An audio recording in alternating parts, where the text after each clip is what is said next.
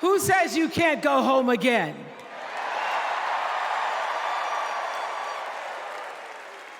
After watching the Obamas last night, that was some epic fire, wasn't it? Some epic fire. We're now so fired up, we can't wait to leave here and do something.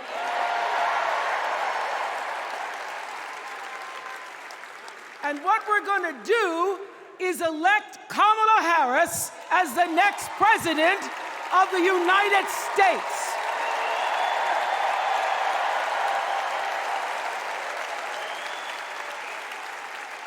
I am so honored to have been asked to speak on tonight's theme about what matters most to me, to you, and all of us Americans: freedom. There are people who want you to see our country as a nation of us against them, people who want to scare you, who want to rule you, people who'd have you believe that books are dangerous and assault rifles are safe, that there's a right way to worship and a wrong way to love, people who seek first to divide and then to conquer. But here's the thing. When we stand together, it is impossible to conquer us.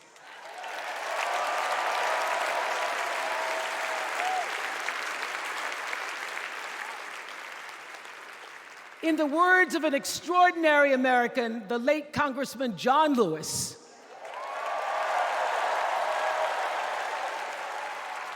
he said, no matter what ship our ancestors arrived on, we are all in the same boat now. Congressman Lewis knew very well how far this country has come because he was one of the brilliant Americans who helped to get us where we are. But he also knew that the work is not done. The work will never be done because freedom isn't free. America is an ongoing project. It requires commitment. It requires being open to the hard work and the heart work of democracy. And every now and then, it requires standing up to life's bullies.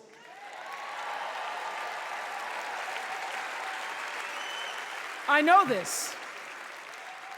I've lived in Mississippi, in Tennessee, in Wisconsin, Maryland, Indiana, Florida, Hawaii, Colorado, California, and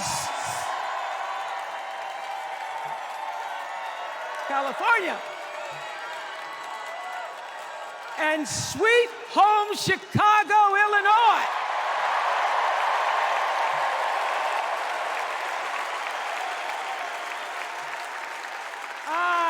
Have actually traveled this country from the redwood forests, love those redwoods, to the Gulf Stream waters.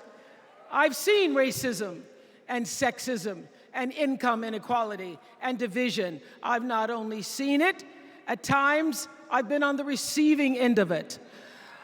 But more often than not, what I've witnessed and experienced are human beings, both conservative and liberal, who may not agree with each other, but who'd still help you in a heartbeat if you were in trouble. These are the people who make me proud to say that I am an American.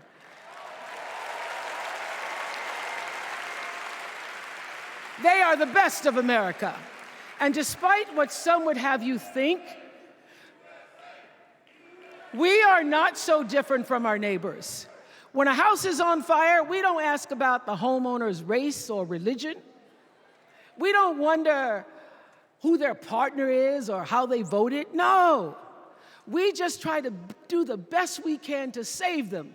And if the place happens to belong to a childless cat lady,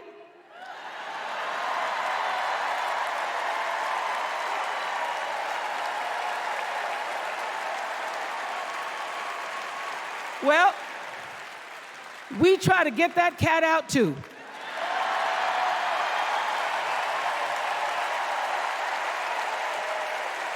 Because we are a country of people who work hard for the money. We wish our brothers and sisters well, and we pray for peace. We know all the old tricks and tropes that are designed to distract us from what actually matters, but we are beyond ridiculous tweets and lies and foolery. These are complicated times, people, and they require adult conversation. And I welcome those conversations because civilized debate is vital to democracy, and it is the best of America. Now, over the last couple of nights, we have all seen brave people walk onto this stage and share their most private pain. Amanda and Josh, Caitlin, Hadley, they told us their stories of rape and incest and near-death experiences from having the state deny them the abortion that their doctor explained was medically necessary. And they've told us these things for one reason, and that is to keep what happened to them from happening to anybody else. Because if you do not have autonomy over this, if you cannot control when and how you choose to bring your children into this world and how they are raised and supported, there is no American dream.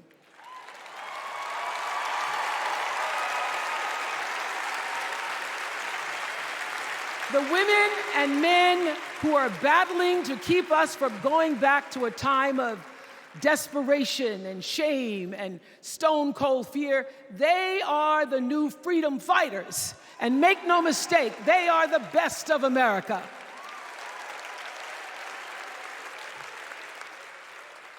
I want to talk now about somebody who's not with us tonight. Tessie Prevost Williams was born in New Orleans not long after the Supreme Court ruled that segregated public schools were unconstitutional. That was in 1954, same year I was born. But I didn't have to head to first grade at the all-white McDonough 19 school with a U.S. Marshal by my side like Tessie did. And when I got to school, the building wasn't empty like it was for Tessie. You see, rather than allowing McDonough to be integrated, parents pulled their kids out of the school, leaving only Tessie and two other little black girls, Gail Etienne and Leona Tate, to sit in a classroom with the windows papered over to block snipers from attacking their 6-year-old bodies. Tessie passed away 6 weeks ago. And I tell this story to honor her tonight because she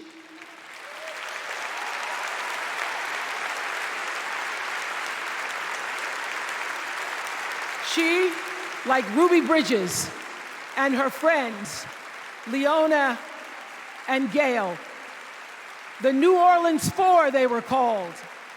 They broke barriers and they paid dearly for it.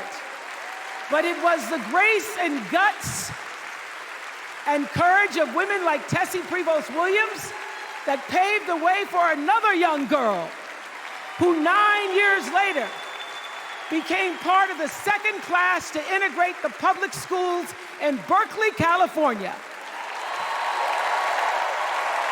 And it seems to me that at school and at home, somebody did a beautiful job of showing this young girl how to challenge the people at the top and empower the people at the bottom. They showed her how to look at the world and see not just what is, but what can be. They instilled in her a passion for justice and freedom and the glorious fighting spirit necessary to pursue that passion. And soon, and very soon,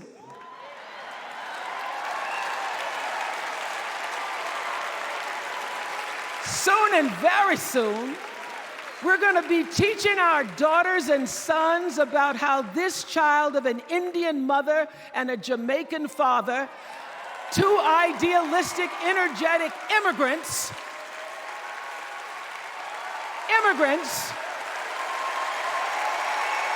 how this child grew up to become the 47th President of the United States. That is the best of America.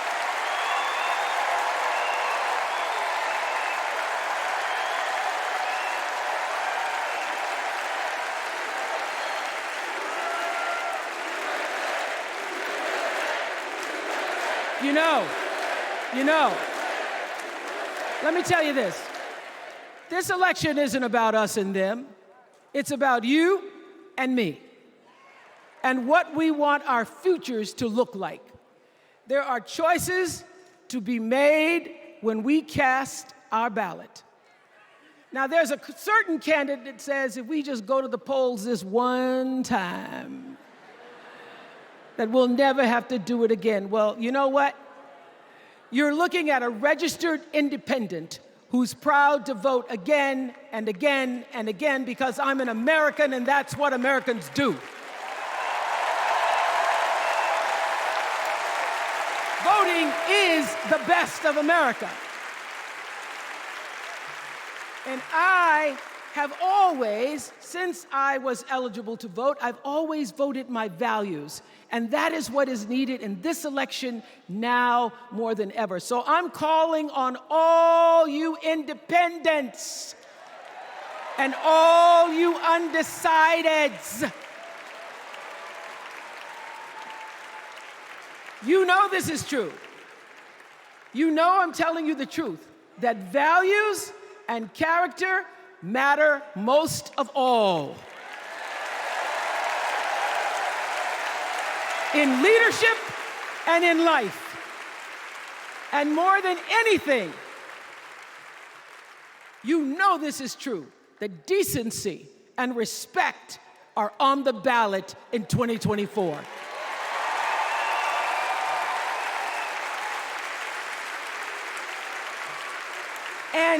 And just plain common sense. Common sense tells you that Kamala Harris and Tim Walz can give us decency and respect. They're the ones that give it to us. So, we are Americans. We are Americans. Let us choose loyalty to the Constitution over loyalty to any individual. Because that's the best of America. And let us choose optimism over cynicism, because that's the best of America. And let us choose inclusion over retribution. Let us choose common sense over nonsense.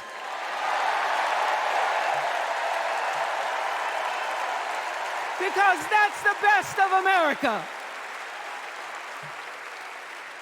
And let us choose the sweet promise of tomorrow over the bitter return to yesterday. We won't go back. We won't be set back, pushed back, bullied back, kicked back. We're not going back.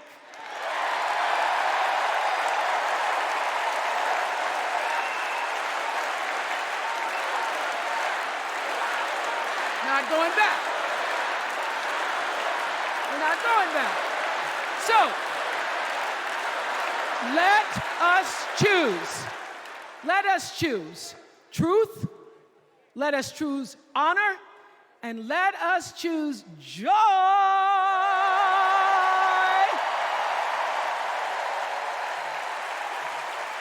Because that's the best of America. But more than anything else, let us choose freedom. Why? Because that's the best of America. We're all Americans, and together, let's all choose Kamala Harris.